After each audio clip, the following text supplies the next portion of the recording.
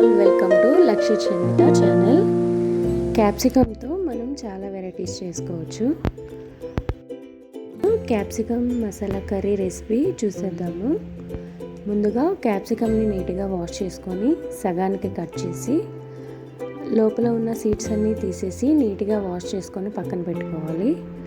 ఇప్పుడు ఒక mixie jar తీసుకొని 2 స్పూన్స్ పల్లీలు, చిన్నవి ఎండు కొబ్బరి ముక్కలు 4 వేసి ఒకసారి మిక్సీ పట్టి దీనిలో కట్ చేసిన ఒక ఆనియన్, కట్ చేసిన టమాటాలు, 1 స్పూన్ ఉప్పు, 1 స్పూన్ కారము,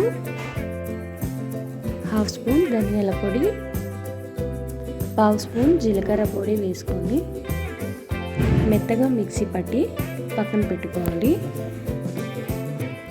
ఇప్పుడు స్టవ్ ఆన్ చేసి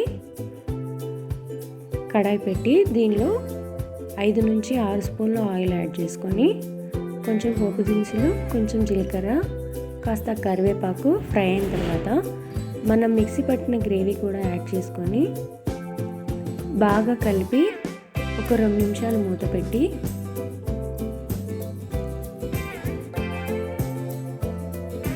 ఒకసారి మూత తీసి మళ్ళీ బాగా కలిపి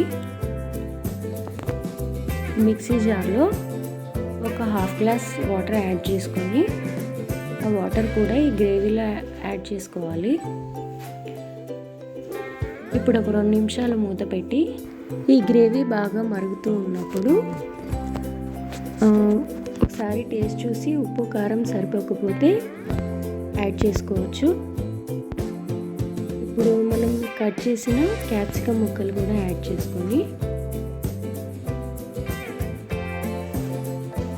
కూర అంతా బాగా కలిపి ఒక 4 నిమిషాలు మూత పెట్టి ఫైనల్గా ఒక 1/2 స్పూన్ గరం మసాలా వేసుకొని స్టవ్ ఆఫ్ చేసుకోవాలి. అంతే అండి, capsicum masala curry. Thank you for watching this video.